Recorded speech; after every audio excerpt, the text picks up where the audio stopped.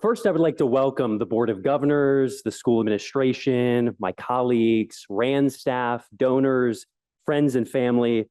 And I know I just mentioned you guys, but I'm gonna welcome you again. The RAND School of Public Policy class of 2025, PhDs, MPhils, and the inaugural class of MNSPs. Now, many of us, perhaps most of us, came to RAND because we want to change the world. And really, RAND is one of the best places to do it, right? RAND is the place to think big. Big ideas, big policies, big solutions. But the renowned Kentucky poet, Wendell Berry, once wrote an essay called Think Little.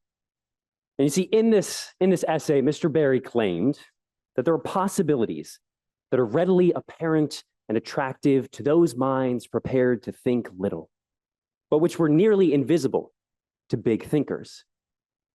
So this morning, I want to do something a little bit different. This morning, I want to explore the importance of thinking small.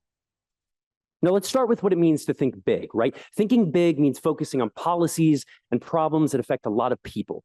It means trying to solve intractable challenges. It means trying to save the world. But what does it mean to think small?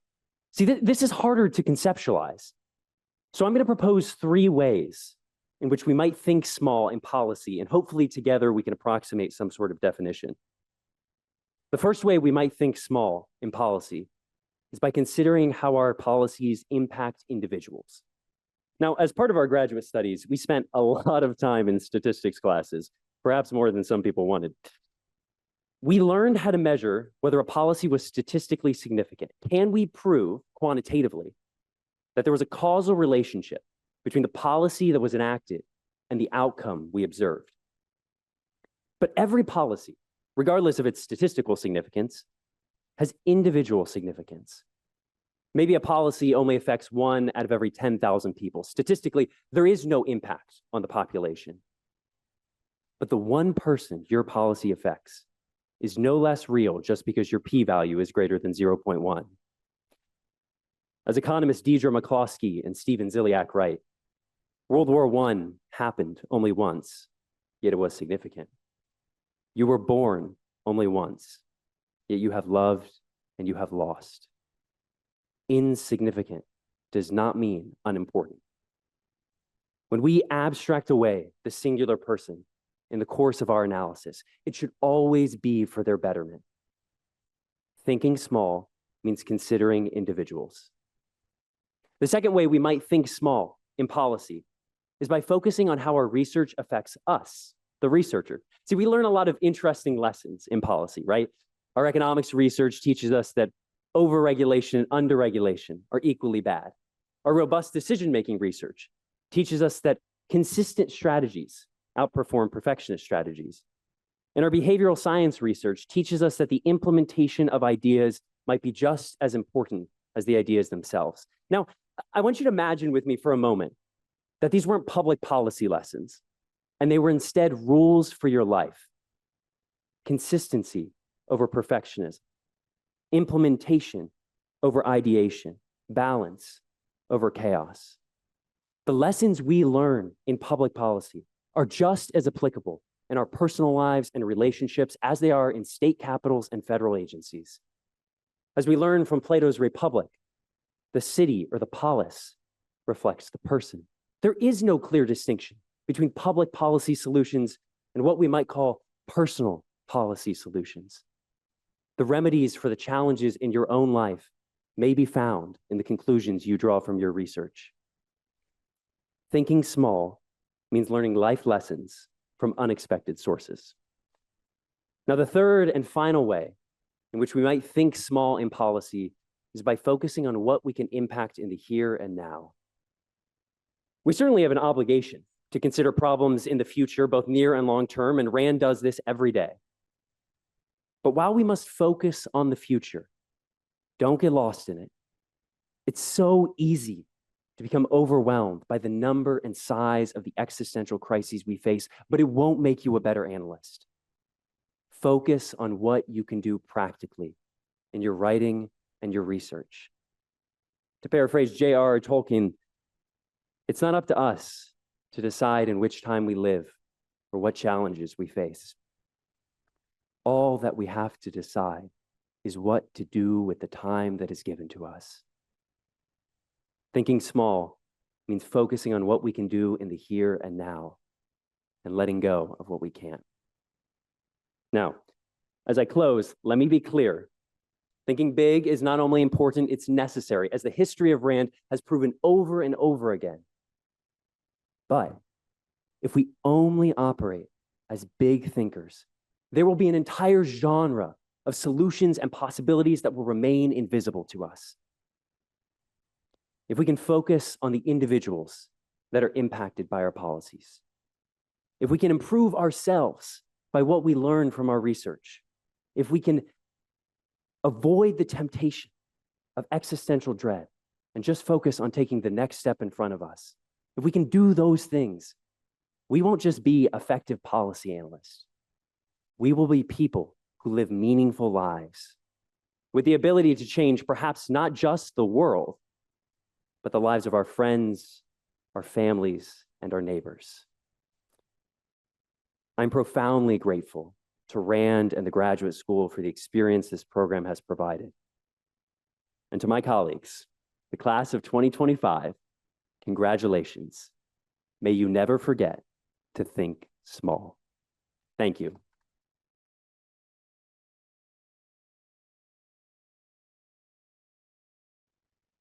Two weeks ago, just after defending my dissertation, I set off on a 3-day sailing trip to Catalina Island aboard a 36-foot boat.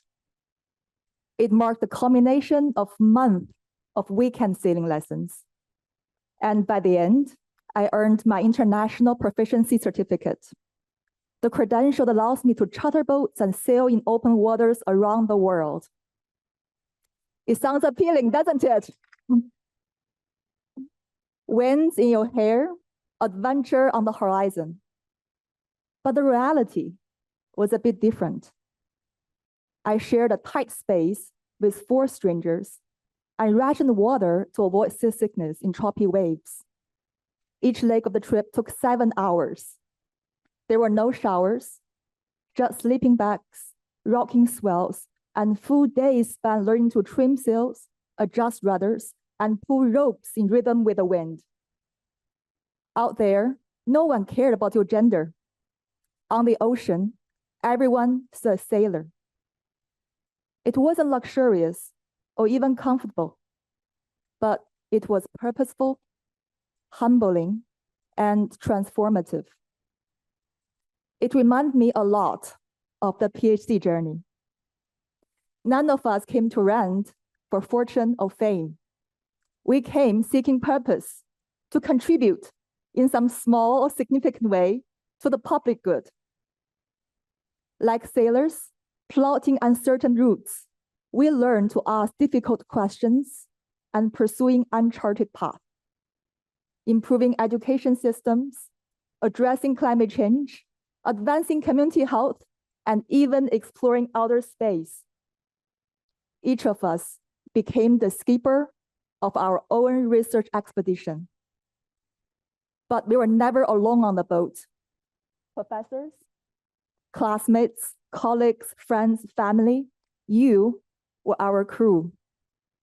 Along the way, we mastered not only rigorous analytical tools, but also the often overlooked soft skills: initiative, time and project management, communication, and collaboration under pressure. We started as strangers from different countries, backgrounds, and disciplines, but through shared struggles, classroom debates, long walks on the beach, and courtyard ping pong matches, we became lifelong friends. And now, as we prepare to leave RAND and chart our next courses, we might ask, are we ready? At RAND, we studied how to prepare others for the future. In doing so, we also prepared ourselves. My dissertation explored how schools can cultivate competencies for navigating. In many ways, RAND became my living case study. It equipped us with more than knowledge. It shaped our values, sharpened our skills, and forged a mindset that meets the unknown not with fear, but with resilience and resolve. This I call the skipper's mindset, a way of being that blends vigilance with creativity, vitality with mastery. Sailors constantly ask, where's the wind coming from? Because you can't sail straight into it. If you try, you'll hit what's called the no-sail zone, the iron zone where progress stalls. The only way forward is to tack, zigzagging left and right, adjusting course, advancing not directly, but deliberately. That's what our PhD journey has taught us to do: navigate complexity, adapt with grit, and persist, even when the wind is against us. 7 years ago, I started my PhD journey with a 3-year-old daughter and a 1-year-old son. I took a leave after my first year to return to China, where I helped launch an innovative K-12 school. I returned last January, and here I am today. With my 10-year-old daughter, Arya, 8-year-old son, George, my mother, and my host families from the Bay Area, whom I've known for exactly 20 years. You are my greatest source of strength. I love you.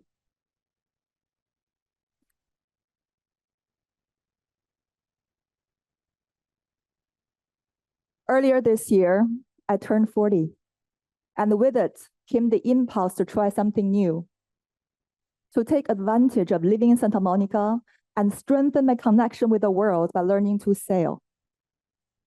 Confucius once said that at 40, one is no longer confused. I can't say I've reached enlightenment, but I've come to believe this. It's not about age.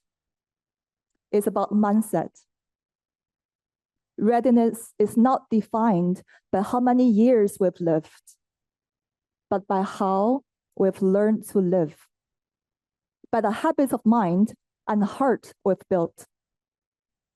And through this PhD journey, with its depth, rigor, and community, we've learned to be ready, to lead, to navigate. We are more than graduates. We are skippers of our futures. Congratulations, doctors and masters. The wind is at our back. May you chart both courses and never lose sight of your purpose. Thank you, and safe travels to all.